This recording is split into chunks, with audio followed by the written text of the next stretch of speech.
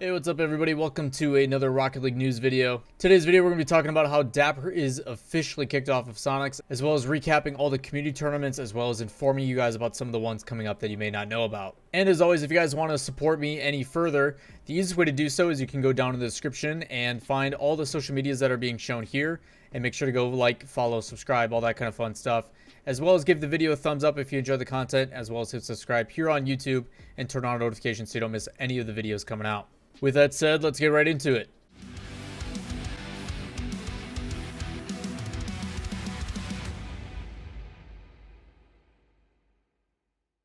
Even though we hinted at it a little bit ago, if you didn't see the news, Soniqs have officially announced that they are going to be releasing Dappur from their roster. Their manager, Mitz, ended up putting out a tweet longer basically stating that they're going to be making some roster changes, and talks about how they haven't really been having all that good of performances, which we've all pretty much noticed in every competition that they've been playing. Now they hold themselves to a high level of competitive expectation.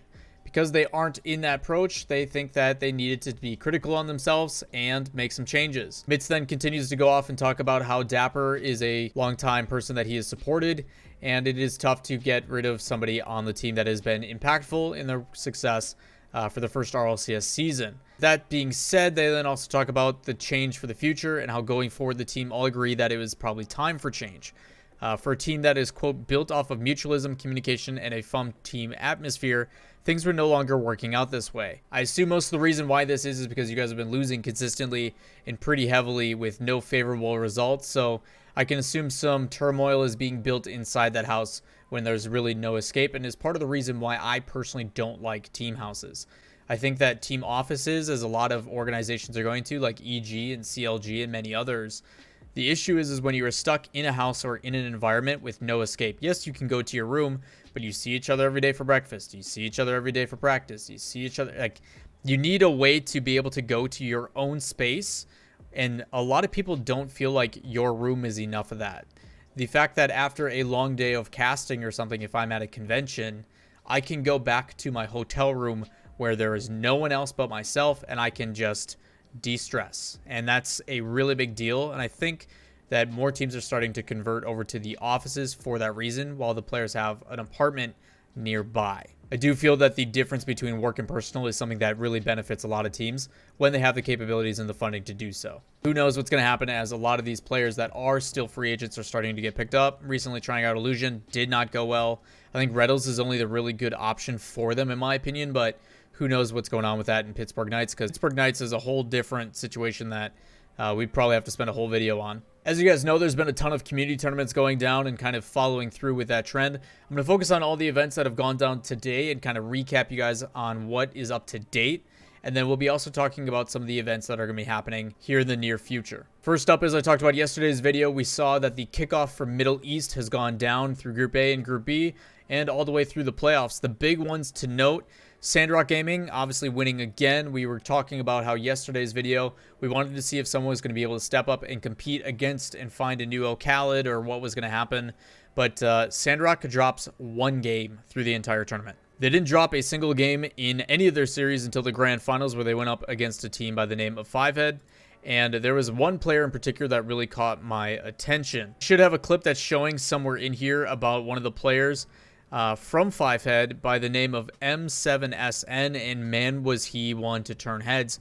And that's what I think is best about these tournaments, is even though I didn't get to watch a lot of these because they happened while I was asleep, you still got to see some consistency. Sandrock Gaming up top, momentum shifters in 3-4, but this new roster of Fivehead that I haven't seen ever play is trying to make a name for themselves. I'm glad to see that there's some depth in the Middle East region, and I hope that continues to provide and show, like, we can compete. We should be able to join in on the RLCS, allow us to compete and try to try out for some of these spots, because with open qualifiers coming up, I don't foresee why there's an issue with it unless there's some legality stuff going on behind the scenes that I'm not aware of. All around, a ton of matches to go and invest in, but my recommendation is either go back and watch the VOD, or you can pick up the ones that you want. I highly recommend the grand finals no matter what. But overall, quite a few of these matches were pretty one-sided, but towards the top, there's definitely some competition similar to like an OCE in South America.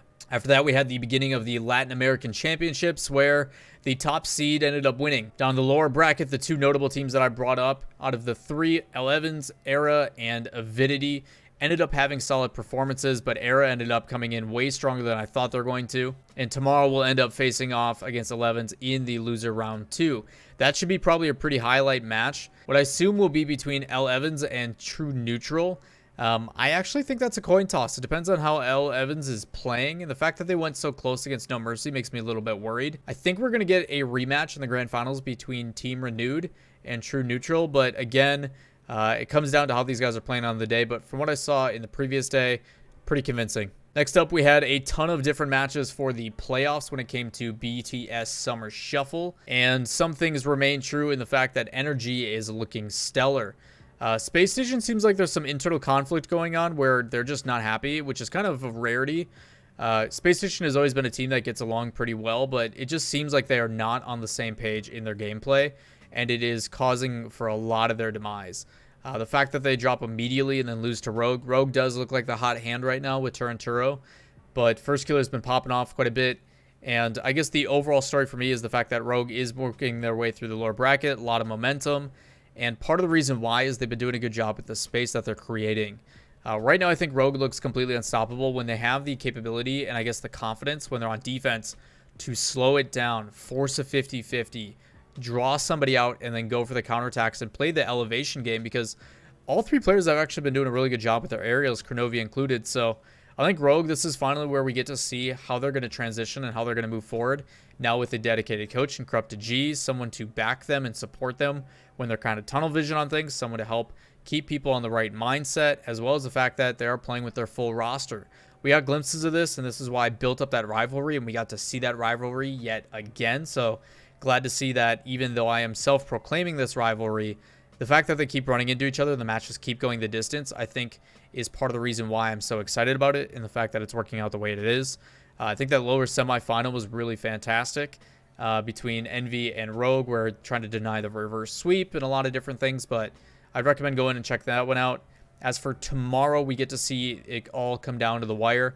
NRG and Omelette going to be starting off. It's only 3 matches tomorrow, so it should go quick and easy. But they also have the Wheel and Deal tournament going on with all the like fancy drop shot and all the other kind of stuff that's going on. Now that APL, the kickoff, has finished with the Middle Eastern region, they are going to be switching gears over to Asia.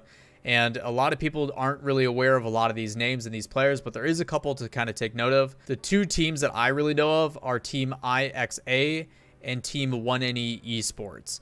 If you guys don't know, the big player to pay attention to is going to be Realize. Realize has been a long-standing player, and 1NE, who he used to play for, actually ended up coming out and playing over in DreamHack Montreal. So we did get a little bit of interaction with them. Unfortunately, I did go to that, but I have played with Realize and Justin, I think, in Drop Shot before. But Realize is notorious for playing on like 240 ping over still in US West and US East queue, just so he can get matches against some of the better regions. But a player that kind of got his fame for a 3-man freestyle pass that happened where they all went up on the left-hand wall in, like, I think it was DFH, and they passed it to each other mid-air with freestyles to score, and it blew up on Twitter. And that happened like back in 2017.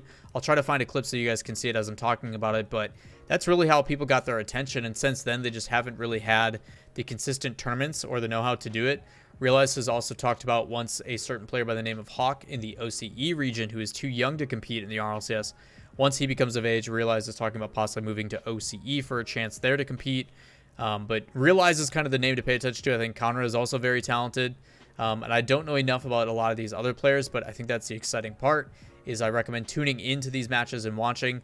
These games will be starting very early in the morning, so if you can't tune in, I do recommend going back and watching the VODs. Again, links to all of this will be down in the description if you'd like to tune in to the Liquipedia page, which has all the information on the Twitch, where to find it, when it starts, all that kind of stuff. Talking future tense, because there's a lot of tournaments that are coming up in the next couple of days as well. I already mentioned this yesterday, but about the teams that are going to be competing. But for the Grand Prix put on by Rocket Baguette with the 12 teams and the best 12 in Europe, the open qualifiers should be starting on the 13th, so in about a day and a half here from when I'm recording this. Then on Monday, the Beyond Entertainment Astronaut Star Circuit, they have their second season going on. We've seen their qualifiers kind of go throughout. There's like 7 of them. The second one will be starting Monday. So a major reason why I bring up Astronauts being on Monday and kind of jumping the gun here a little bit is because of all the focus right now in BTS with Omelette and how well they're performing. They find themselves in the top 3. Team looks really good. but they're actually not playing with their full roster. It's actually a trial roster, and I don't even know if it's going to be something that's even plausible to happen. Lionblaze plays for 72 PC. That has not changed. That is who he is signing up with Jacob and Wonder, who is kind of the new addition to the team. So 72 PC is still signing up with their full roster, which kind of stinks because you're seeing how well Omelette is performing with Lionblaze, and they're not going to be able to continue with that, in my assumption, unless even more roster changes happen. With RLCSX being an open qualifier tournament for these regional events, there is going to be a ton of roster changes until these guys figure out what they really want. And I think it's just going to keep creating more and more chaos as we continue getting closer and closer to that date. I mean, we're talking it's only 2 weeks away. As for Omelette, because Lionblaze is going back to 72 PC, they will be testing and trying out ZPS or Zombie Poop Shark, as many of you guys may know. Kind of hard to forget that name. So a little unfortunate because they've been having such good success in BTS Summer Shuffle, but they're going to be going with an entirely different roster. Hopefully the foundation is still set in stone. But you look at the stats from some of the third-party organizations that are kind of putting in information, and the top performers from looking at my screen on the right are Luke, Lionblaze, and First Killer. So Lionblaze is having a stellar performance, but he's going back to his other team. So Jacob and Wonder have got to be ecstatic. And it's not technically the top comment, but one I received more than anything. If you guys remember a couple weeks ago, I talked about how Rad Enterprises has been signed. They do have a third. They are solidified. And ever since then, I've gotten a ton of comments being like, when are they going to announce it? Who is it? Tell us. And I already said in that video that I can't. Part of the reason why is because that information is private. The people that have confirmed those things with me, I'm not about to come out and say, because there is a mutual respect. There's no benefit to me sharing it because I lose that respect from that person or that player or that whoever it may be. And on the other side, it is not my right to share that information. If the organization is still trying to figure out and negotiate contracts or many of the other details, there is a reason why they haven't announced it. They announce it when they're good and ready, when they can get the promotion and all the stuff behind it ready to go. And if I do that early, it kind of stops that from happening. So again, I don't share that information unless I'm given the okay. And as soon as I am given the okay, you better believe I will let you guys know when I can. Again, I appreciate all the support lately, but that is going to do it for this video. If you guys have any questions, comments, concerns, make sure you guys drop those down below, and I will do my best to respond to as many as I can in a timely fashion.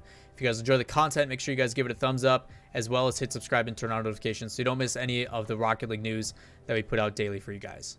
If there's anything you guys would like me to talk about or any kind of things that you guys would like me to further discuss in detail, I think a video coming up here shortly is going to be me just scrolling through all my past videos in the past week or so and kind of picking the top comments and doing a Q&A again. So if there's any really juicy topics you guys would like me to talk about specifically, whether it be directly to the esports scene or Soniqs in general or what have you, feel free to leave those down below and I'll do my best to get to them, and maybe we'll have a follow-up in how that is going to kind of all evolve. But with that said, I appreciate you guys as always. We'll catch you next time.